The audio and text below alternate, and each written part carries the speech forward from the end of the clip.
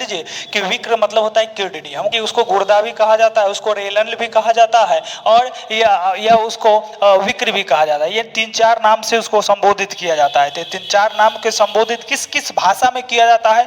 Kidney का रंग कैसा होता है, किडनी का वजन क्या होता है, किडनी की लंबाई क्या है, चौड़ाई क्या है, मोटाई क्या है, ये तमाम चीजें हम लोग इस अध्याय में हम लोग देखेंगे। तो चलिए बिना टाइम को गवाए हुए चलिए हम लोग स्टार्ट करते हैं कि ये हम लोग का किडनी की ये संरचनाएं है। ये ठीक है, किडनी की संरचनाएं है। किडनी 2 पाए जाते हैं, ठीक है, और इसके ऊपर एक अधिविक्र होते हैं और इसी से जुड़ा हुआ मूत्रवाहिनी होते हैं और ये मूत्राशय है जहाँ पे मूत्र जमा होता है। तो चलिए आगे हम लोग थोड़ा सा इसके बारे में मूत्र की जानकारी इसमें देखिए लेते हैं पहले, उसके बाद हम लोग विक्र में देखेंगे। देखिए मूत्राशय जो है मनुष्य में लगभग 500 ml के अप्रोक्स में वो जमाव उसका होता है मूत्राशय थैली में, और ये 500 ml के अप्रोक्स में जब हो जाता है तो मूत्र विसर्जन की फील आता है ना। और इसमें मूत्र में जल की मात्रा जो लगभग 96% होता है, यूरिया की मात्रा 2% होता है और अन्य पदार्थ की मात्रा 2% होता है। अगर इसकी स्वभाव की बात किया जाए तो यह अम्लीयता होता है और अम्लीय होता है और इसका पीएच मान 6 होता है और इसका रंग पीला होता है। किसका? मूत्र का रंग पीला होता है। पीला क्यों होता है? तो पीला इसलिए होता है क्योंकि वो यूरोक्रोम के कारण क्या होते हैं? पीले होते हैं। इसका गंध भी करता है, तो गंध होने के पीछे अमोनिया के कारण गंध होता है। तो अमोनिया के कारण गंध कैसे होता है?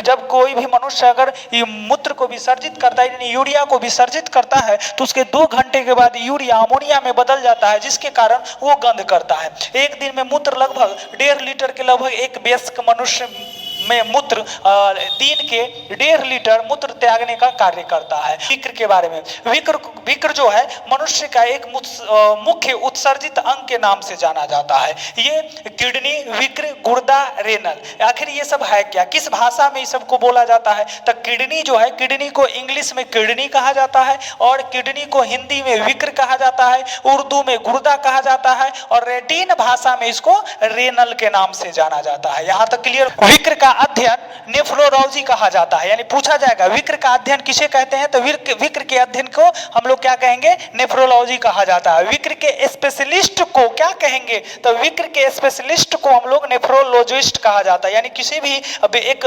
विशेषज्ञ, यानी जो वैसे डॉक्टर के पास जाते हो जो सिर्फ किडनी से ही संबंधित बीमारी को देखते हैं तो उसको हम लोग नेफ्रोलॉजिस्ट के नाम से जानते हैं। और इसका आकार कैसा होता है किडनी का? इसका आकार होता है सेम के बीज का। इसकी संख्या यानी किसकी संख्या? किडनी की संख्या। किडनी की संख्या कितनी होती है? तो किडनी की संख्या कितने होते हैं? 2 होते हैं। इसका वजन कितना होता है? तो 140 ग्राम वजन होता है। किडनी के चारों ओर जो है पेरिटोनियम झिल्ली से क्या होते हैं? घिरे हुए रहते हैं और किडनी ये बना हुआ जो होता है ये नेफ्रॉन से बना हुआ था। इसको हम लोग किडनी को यानी किडनी की संरचनात्मक एवं क्रियात्मक इकाई को हम लोग नेफ्रॉन कहेंगे। जो नेफ्रॉन जो है लगभग 10 लाख नेफ्रॉन से मिलकर किडनी का निर्माण होता है। आगे देखिए कि किडनी की लंबाई जो होते हैं 10 सेंटीमीटर होते हैं, चौड़ाई की बात किया जाए तो 5 से 6 सेंटीमीटर और मोटाई की बात किया जाए तो 2.5 से 4 सेंटीमीटर के लगभग होते हैं। यानी विक्र ये क्लियर हो गया, लंबाई, चौड़ाई, मोटाई। आगे हम लोग देखेंगे किडनी का कार्य क्या होता है, तो किडनी का काम होता है रक्त को छानना। तो रक्त में से क्या चीज को छानता है? तो रक्त में जो अपशिष्ट पदार्थ होते हैं उसको छानकर उत्सर्जित अंग के माध्यम से बाहर निकालने का काम करता है। आगे देखिए कि प्रत्येक विक्र बाहर से संयोजी ऊतक तथा आरेखित पेशियों से बना एक पतले कैप्सूल से ढका होता है और ये प्रत्येक विक्र में सूक्ष्म लंबी कुंडली नलिकाएं पाए जाते हैं। ये यहाँ तक क्लियर है? आगे हम लोग देखते हैं कि रक्त में से कैसे छानता है ना।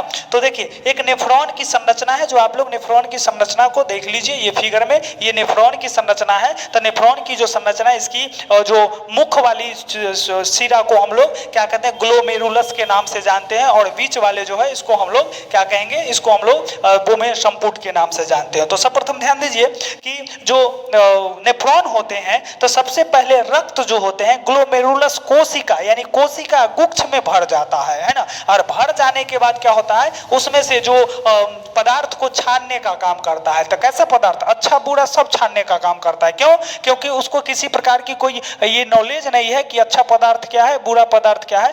वो सिर्फ छानने का काम करता है। पदार्थ जितने रक्त में जितने पदार्थ जाते हैं उसको छानता ही रहता है। अब छाना हुआ पदार्थ कहाँ जमा हो जाता है, बोमेन संपुट में जमा हो जाता है। और जब बोमेन संपुट में जब जमा हो जाता है तो उसको हम लोग प्राथमिक मूत्र के नाम से जानते हैं, यानी अल्ट्रा फिल्ट्रेशन भी कहते हैं उसको। इसमें महत्वपूर्ण पदार्थ भी चला जाता है, यानी जब छानने की क्रिया करता रहता है रक्त से तो उसमें अपशिष्ट पदार्थ को जब छानता रहता है उसके साथ अच्छा वाला भी पदार्थ क्या होते हैं, छाना जाता है। अब उसको पुनः क्या करता है बोमेन संपुट, पुनः उसको ग्लोमेरुलस यानी कोशिका गुच्छ को पुनः वापस देने का काम करता है, और कोशिका गुच्छ वापस करके फिर रक्त में अच्छे पदार्थ को, यानी जो इंपोर्टेंट जो हमारे बॉडी के लिए महत्वपूर्ण पदार्थ होते हैं उसको वापस कर देते हैं, और जितने खराब पदार्थ होते हैं उसको क्या करते हैं अपने पास वो रख लेते हैं, और फिर उसके अपने माध्यम से क्या करते हैं बाहर निकालने का काम करते हैं। तो वही कह रहा है कि इसमें महत्वपूर्ण पदार्थ भी चला जाता है, लेकिन पुनः छानना जरूरी होता है। अगर नहीं छानेगा तो वो तो जो महत्वपूर्ण पदार्थ है वो भी उसके साथ अपशिष्ट पदार्थ के साथ चला जाएगा, तो फिर गड़बड़ है। इसलिए वह पुनः ग्लोमेरुलस कोशिका द्वारा अवशोषित कर ब्लड में चले जाते हैं, यानी कि वैसे पदार्थ को वो रख लेते हैं अपने पास जो इंपोर्टेंट है, जो महत्वपूर्ण है ना, सॉरी, जो खराब पदार्थ है, जो अपशिष्ट पदार्थ है रख लेते हैं, और जो महत्वपूर्ण पदार्थ है उसको फिर से ग्लोमेरुलस को दे देता है। ग्लोमेरुलस क्या करते हैं ब्लड में उसको भेज देता है। आगे देखिए जो बचे हुए पदार्थ होता है या तो मूत्र या अपशिष्ट पदार्थ होते हैं, है ना। आगे हम लोग देखिए कि इसके पश्चात जैसे ध्यान दीजिए कि अगर किसी व्यक्ति को अगर दोनों किडनी खराब हो जाते हैं, तो दोनों किडनी जब खराब हो जाते हैं तो एक जो प्रक्रियाएं होते हैं उस प्रक्रिया यानी कृत्रिम विधि के द्वारा उसको जीवित रखा जा सकता है, जिसको हम लोग क्या कहते हैं डायलिसिस कहेंगे या अपोहन कहेंगे। तो इस डायलिसिस या अपोहन का डिफिनीशन है, ये भी क्वेश्चन पूछा जाता है कि किसे कहते हैं, तो कहेंगे कि जब प्राणियों के शरीर के दोनों किडनी अगर खराब हो जाते हैं तो कृत्रिम तरीके से रक्त को छाना जाता है, और उसी को हम लोग क्या कहेंगे डायलिसिस कहा जाता है। तो ये इसमें देखिए रक्त का छानना का मतलब ये हो गया कि रक्त में से जो अपशिष्ट मल मूत्र जो होते हैं, मल मूत्र जो अपशिष्ट पदार्थ होते हैं उस अपशिष्ट पदार्थ को क्या करते हैं रक्त से छाना जाता है। अगर विक्र का फिगर है और विक्र के कटे हुए भाग जो है, इस कटे हुए भाग को यहाँ पर हमने लिखा है जिसके प्रवेश द्वार है, इसको रेनल हाइलम कहा जाता है। इसमें सबसे अधिक अमोनिया यहीं पर आके सबसे ज्यादा जमा रहता है। इसके मिडिल वाला जो भाग है इसको मेंडुला कहा जाता है, और इसके बाहरी वाला जो आवरण है, बाहरी भाग है, इसको कार्टेक्स के नाम से जाना जाता है।